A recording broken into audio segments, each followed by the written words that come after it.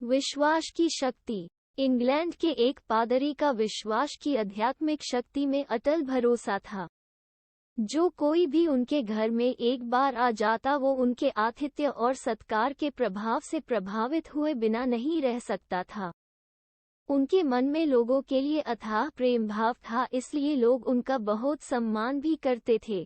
एक दिन जेल से भागा हुआ चोर रात में शरण लेने के लिए इधर उधर घूम रहा था। उसने देखा कि पादरी के घर का दरवाजा खुला हुआ है, इसलिए वो उस ओर चला गया और पादरी के घर में प्रवेश कर गया।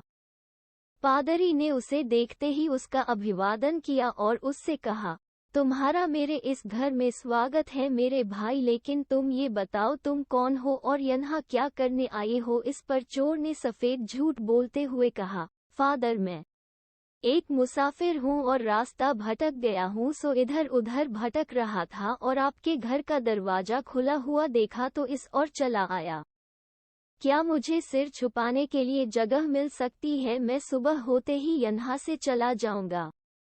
पादरी ने उससे कहा, हाँ क्यों नहीं, तुम यहाँ आराम से रह सकते हो और मुझे लगता है तुम बहुत थक गए हो, इसलिए तुम जाकर आराम से हाथ मुंह धो लो, मैं तुम्हारे सोने और खाने का प्रबंध करता हूँ।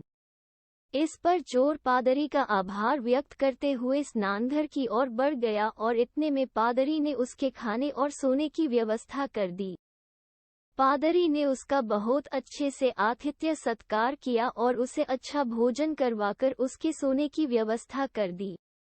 रात को सभी के सो जाने के बाद चोर के मन में चोरी की इच्छा जागृत हुई और उसने पादरी के घर से सोने के 2 दीपदान चुराकर वहां से निकल भागा।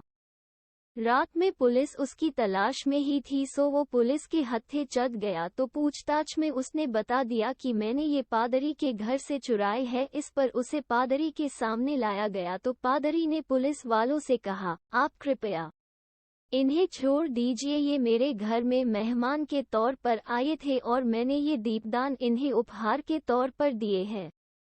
इतने में चोर के ज्ञानचक्षु खुल गए और उसे अपनी भूल का एहसास होने लगा। पादरी की उदारता देखते हुए चोर के मन में पश्चाताप होने लगा और उसने माफी मांगकर कभी फिर से चोरी नहीं करने का वचन दिया।